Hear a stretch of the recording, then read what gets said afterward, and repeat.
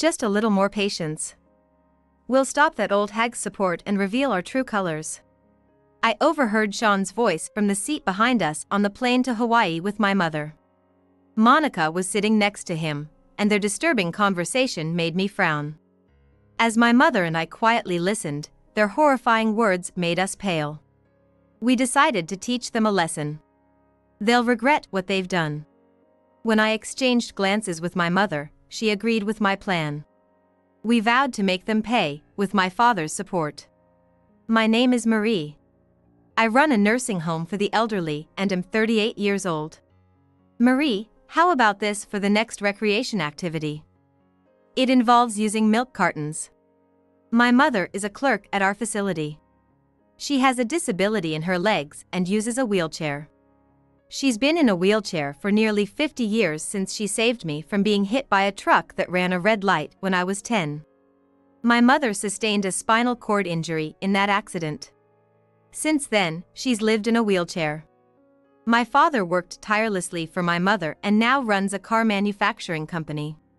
His company has grown into a global enterprise with annual sales in the billions. He spends more than half of the year overseas, so the three of us rarely see each other, only about once every few years. Instead, he sends boxes of souvenirs every month, always with a letter inside. Reading those letters with my mother has always been a joy for me. That sounds great. Let's discuss it with the staff. I think our residents will enjoy it. Having lived mostly with my mother, I chose a career in caregiving when I became an adult. I wanted to be there to take care of her no matter what happened. However, as I started my career, my mother spent more time alone at home. She couldn't go wherever she wanted in her wheelchair. Moreover, her friends are still in their prime working years, so she doesn't have much social interaction. I wondered if she was feeling lonely. Concerned, I talked to my father about it. When I mentioned that I wanted to find something we could do together, he suggested running a nursing home. Your mom used to work in an office. Why don't you run the facility and have her work there? I'll provide the funding. I'll also reach out to some contacts to gather experienced staff, so why not run it as a family business? I eagerly agreed to my father's wonderful suggestion. I was thrilled to be able to do something together with my parents. Office work wouldn't put too much strain on my mother, and her cheerful disposition would be a comfort to those around her. Despite her disability, my mother never showed a sad face. She was always bright and warm like the sun. Being by her side, I never felt depressed either.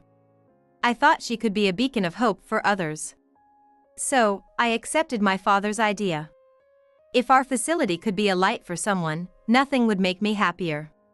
From then on, my father taught me the ins and outs of running a business. Using that knowledge, I began operating the facility with my mother. I felt our family bond grow stronger through our work together. But tragedy struck us suddenly. Marie, pancakes for breakfast? This is Sean Wingate. He works as the care manager at our facility and is my husband. He joined as a care manager in our 5th year of running the facility. He worked hard, was well liked by the residents, and had a bright personality that made him very popular at the facility. Everyone, regardless of age or gender, thought highly of him. Sean and I got married. Now, we live with his stepdaughter Monica, who also works at our facility. Monica has the same office job as my mother and works under her. Pancakes are fine. Thanks as always. You help with the housework even though you have work too. What are you talking about? You're busier than I am, so it's only natural for us to support each other. Exactly. Thanks to Marie, Dad has started helping with the housework. He didn't even know how to use the washing machine before. Monica gets a playful scolding from Sean for her comment. I couldn't help but smile at their banter. After marrying Sean, I moved out of my mother's house, and she now lives in the residential part of the facility. My father had considered my mother's commute when he built the facility, including a residential area. So even though I moved out, my mother wasn't entirely alone.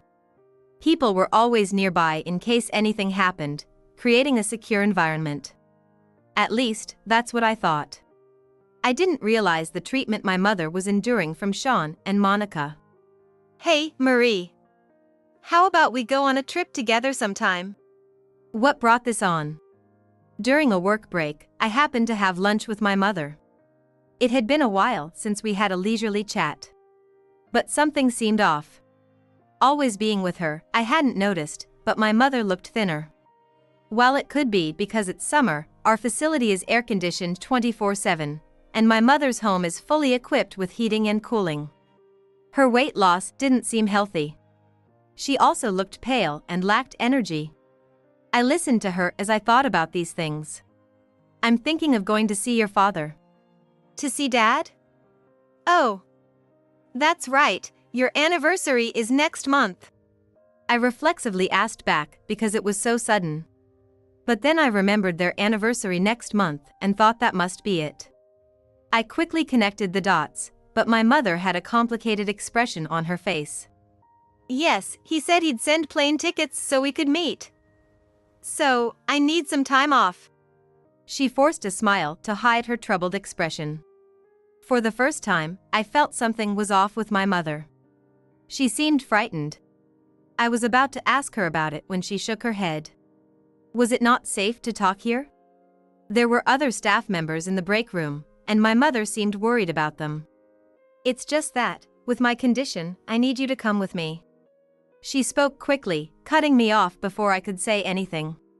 Surprised by her urgency, I hesitated. Seeing my hesitation, she looked at me with a worried expression and added, "Is that okay?" I immediately smiled and shook my head. Of course, it's okay. You'd feel uneasy going alone, right? I'll be your escort until Dad arrives. You need some alone time for your anniversary date. A date, you say? That sounds a bit embarrassing. She laughed softly, with a hint of shyness. Maybe I was overthinking it. Seeing her laugh, I decided to drop the subject.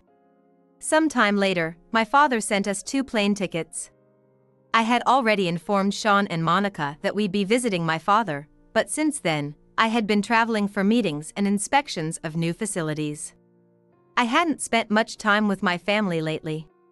Maybe I should invite them to dinner when I get back. I thought casually as I headed to the airport. The tickets my father sent were for Hawaii. Even though I had told Sean and Monica I was going to Hawaii, I didn't tell them the exact details until after I returned.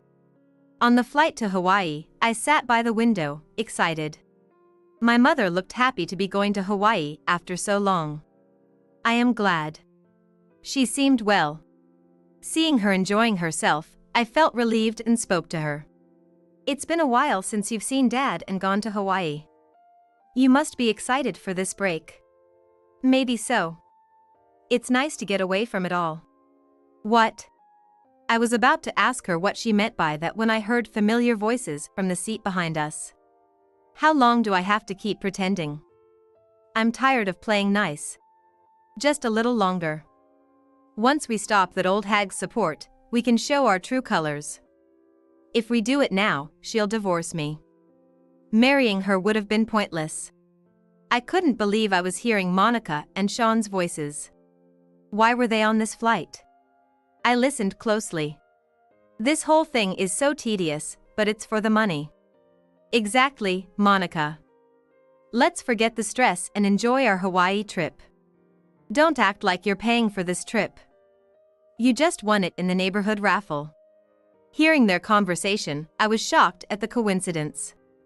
If they're going to Hawaii too, I can spend time with them while my parents are on their date. It would be a win-win situation, killing time while letting my parents enjoy their time together.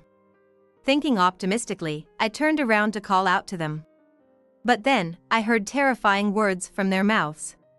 Seriously, who spends money on their parents instead of their kids or spouse? Parents won't be around much longer, so the money should go to the kids with a future. Spending money on someone with little time left is just stupid. I can't stand seeing that old hag's face, it makes me so angry. Well, don't be like that. I already told her. I said if she doesn't stop supporting Marie, both Monica and I will quit the facility, and I'll divorce her. She'll have no choice but to comply." Their tone was something I had never heard before, and I was left speechless. Could this really be Monica and Sean talking? As I was in shock at the unbelievable conversation, they continued. "I even threatened her, saying it's all her fault, so she'll probably stop supporting Marie soon. She wouldn't want to see Marie suffer because of her. She'll accept my threats. Dad, you're so bad. You're just making her give us all her money. And then, you'll just dump her like the last one, right?" Exactly. I couldn't believe what I was hearing. Sean had said his ex-wife left him, but if this conversation was true, it was Sean who dumped her, and Monica found it amusing. Anger welled up inside me at their cruel words and the lies I had been told.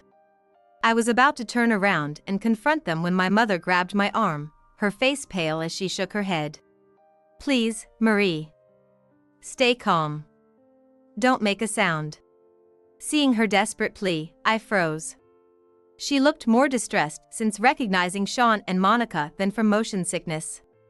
Knowing she doesn't suffer from motion sickness, I realized she had been fine until she heard their conversation.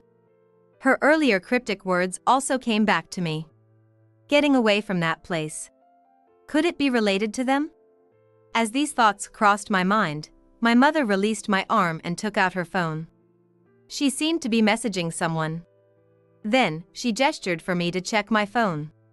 Following her instructions, I opened my phone and saw a new message notification from my mother. "Let's communicate via this app," it said. I complied and continued the conversation through the messaging app. "What's going on?" "Sean and Monica's conversation was about you and me, right?" I sent the message, watching my mother's face.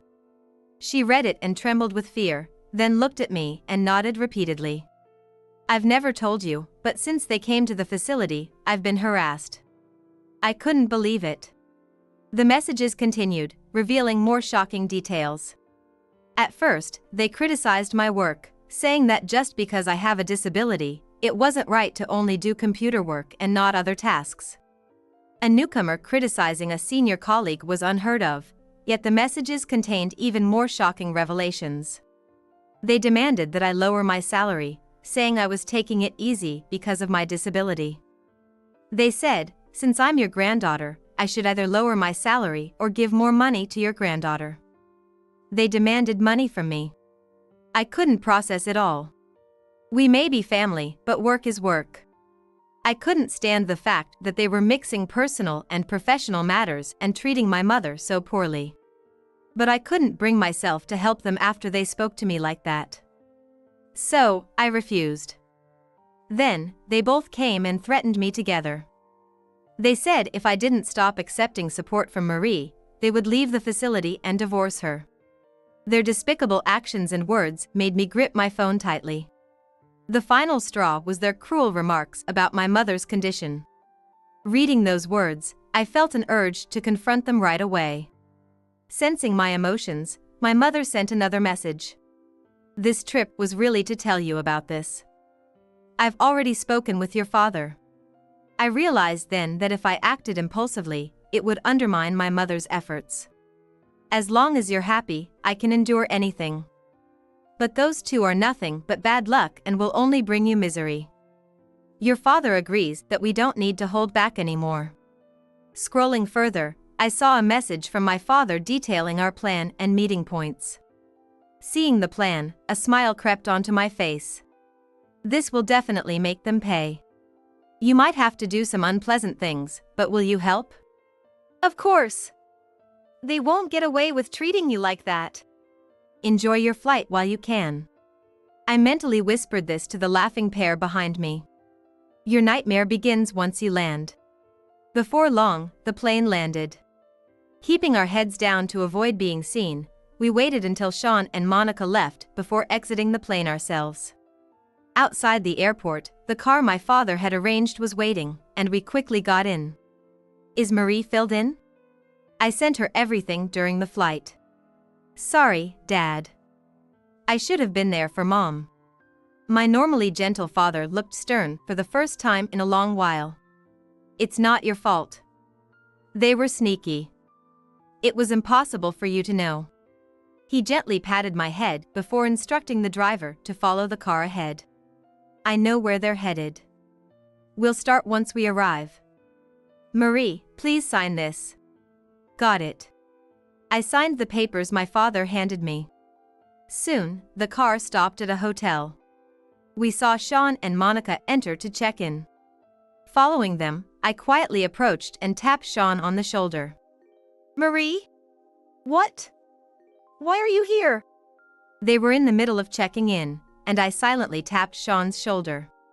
Both Sean and Monica turned, looking confused and startled. We're here for a trip too. Right, Mom? Yes. I smiled brightly to put them at ease. Oh, you scared us. Yeah, we're on a trip too. Didn't expect to see you here. Really? What a coincidence. We won a neighborhood raffle for a Hawaii trip. There's no way we're staying at the same hotel. We're at a much nicer place.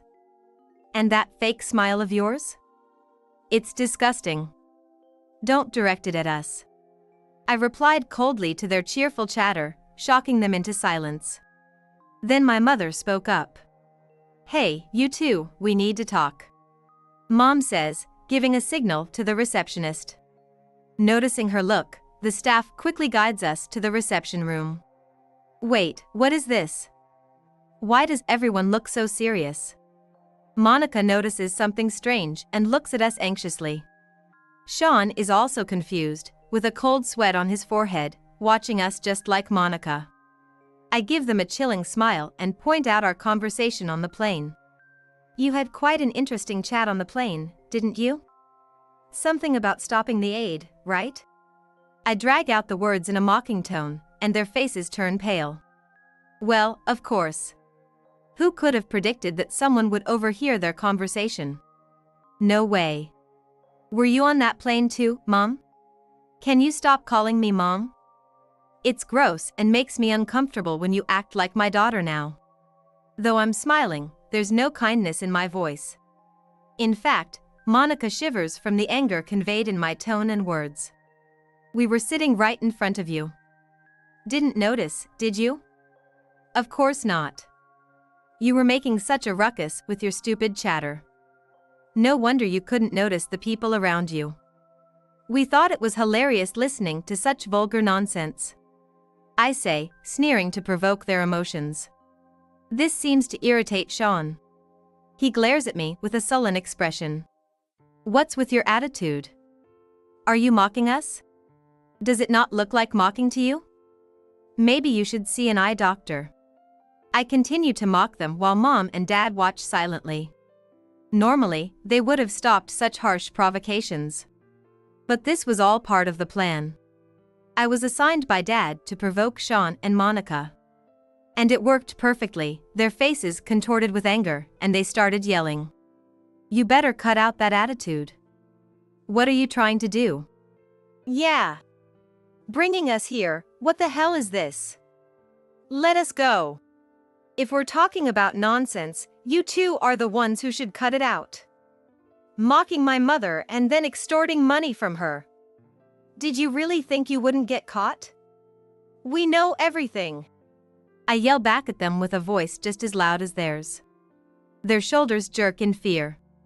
Seems like you did quite a number on Mom. Something about stopping the aid, wasn't it? You said you have kids and need the money more than some old woman, right? Don't you dare think we'd give money to money-grubbing jerks like you. Realizing that all their schemes were exposed, Monica becomes defiant. Sean, looking frustrated, glares at Mom, who had exposed them. Don't think this will end with just a divorce. You two are going to regret this deeply. The moment they hear the word divorce, Sean and Monica burst out laughing. Divorce? Who do you think is going to sign the papers? You think that old hag can just decide that? This is a joke, right? There's no proof of anything. Exactly. If you want a divorce, you'll need to show proof that we harassed or threatened her. They show their true colors, mocking me back. When they came agitating back at me as if they were trying to hit my sore spot, they looked into my face with a silly smile on their faces. If you want a divorce from Dad, you'll need our agreement. And we have no reason to agree. True, but the fact that you harassed Mom won't disappear. We can find evidence from workplace security cameras. No way. We did it where no one could see. We aren't that stupid. Got it. So you're not going to stop harassing Mom? Monica proudly brags about their tactics. She wears a smug smile, thinking they have the upper hand, while Sean looks at me defiantly. When I ask about the harassment toward Mom, Monica makes a proposal. If you want us to stop, cut the aid to that old hag and send us $1,000 every month. Yeah. If you lower her salary, it should be easy. And if we don't comply? We'll keep harassing the old hag. As long as we get the money, we don't care. If you don't obey us, she'll suffer. They smirk, looking confident. I sigh deeply. Everything had gone exactly as planned. Amazed at how easily they fell into the trap, I point behind them. Thanks to your recent comments, we now have proof of the harassment. What? Huh? Looking confused, they turn their gaze in the direction I'm pointing. There, they notice something glinting. As they squint to see what it is, the color drains from their faces when they realize the truth. The surveillance cameras in this room are special. They're not in the ceiling but hidden inside that ornament, with audio recording. What? This hotel had previously been targeted by a robber who destroyed all the surveillance cameras. Fortunately, the robbery attempt failed, but since then, hidden cameras have been placed everywhere, including this room. A camera is hidden in the eyes of the wooden tiger, and the mouth picks up sound. You thought the surveillance cameras didn't record audio, didn't you? Well, too bad. Now we have solid evidence that you were harassing Mom. You dirty scumbag. This is sneaky and underhanded. Yeah. This is like spying. We'll sue. Angry in knowing they're at a disadvantage, Sean and Monica lash out at me. Matching their intensity, I fire back, making them tremble in fear. Go ahead and try. We'll crush you. We're always ready to fight you. Damn it. Sean's face turns pale, glaring at me with frustration. Next to him, Monica bites her thumb, desperately trying to think of a way out. Realizing that their threat about a lawyer won't work, she offers a new proposal, agreeing to the divorce but demanding a fair division of assets. If we agree to the divorce, then we want our share of the assets. We know that assets are split equally during a divorce. She must have given up trying to win me over. Instead, she's demanding a fair division of the assets. But I have no intention of giving them a single cent. That's when Dad steps in. Sorry, but that's not going to happen. What? Stay out of this, old man. This is a family matter. Not a chance. My wife has been tormented, and my daughter is being dragged down. No father would stay silent. The two of them made an unbelievable statement to my father. Hearing this, Mom and I were speechless. We were stunned that they had managed to anger the one person they shouldn't have. You two won a ticket to this hotel in the festival lottery. Isn't that right? So what? The truth is, the organizer of that festival is an acquaintance of mine. I had them rig the drawer a bit to lure you here. What? Wait, what? I don't understand. Suddenly, my father's revelation left them bewildered. It's no wonder. Understanding what my father was doing would be difficult for an average person. Father then began explaining it clearly to the confused pair. We knew in advance that you'd participate in that lottery. I showed your photos to my friend and had them rig it so you'd win a trip to Hawaii. Wait a minute. It was pure coincidence that we entered that lottery. Yeah, there's no guarantee we would have participated. Do you think we'd fall for such a lie? You were bound to participate. The guests at that festival were your favorite celebrities. Upon hearing that, they seemed to grasp the situation. They turned to me with an expression of disbelief. I responded with a peace sign and a smirk. From Marie, we learned about your favorite celebrities. We had your favorite idols and gravure models participate in the festival. And we made sure the prizes you wanted were there, so you'd feel compelled to join. Plus, you, being the husband, are known to be weak for anything free. It would have been harder for you to find a reason not to join. Sean, realizing he had been entirely outwitted by my father's elaborate scheme, sank in despair. But Monica was different. She tried to escape towards the reception room door. However, my father had anticipated this, and his strong bodyguards were waiting outside. Give up. There's no way we're letting you escape. We're certainly not sending you back home. What do you mean by that? As Monica struggled, I approached her with a smug smile, lifted her chin gently, and made her face me. You'll pay for hurting Mom's heart. With your bodies. What are you planning to do? You two will spend the rest of your lives doing menial work at this hotel. What? Monica cried out in surprise at the sudden declaration. Sean also looked up in shock, realizing from my expression that it was no joke. My father bought this hotel last month. It's known for its affordability and delicious food, but we recently had a fresh start and need more staff. So we were hiring. Are you insane? Who in their right mind would work here? There's no way we could stay here forever. Are you stupid? Maybe it was youthful bravado. But she would regret her tone in an instant. It doesn't matter what you want. Father, angered by Monica's disrespect, stood up and moved toward her, exuding an overwhelming sense of intimidation that made her cower. I'm quite influential here. I have many connections. What are you getting at? The manager of this hotel is a friend of mine. He's from Skid Row. Monica's face paled instantly upon hearing the name Skid Row. My friend will be returning home for a week starting tomorrow, and he'll be taking you two with him. You won't be coming back. I'm sorry. I'll never act like that again. I'll do anything you say. Please, don't send us there. I'll do whatever you want. I apologize for everything. Just please, send us back home. Seeing Monica cry, Sean joined in, pleading and apologizing to us. But I wasn't about to grant them mercy.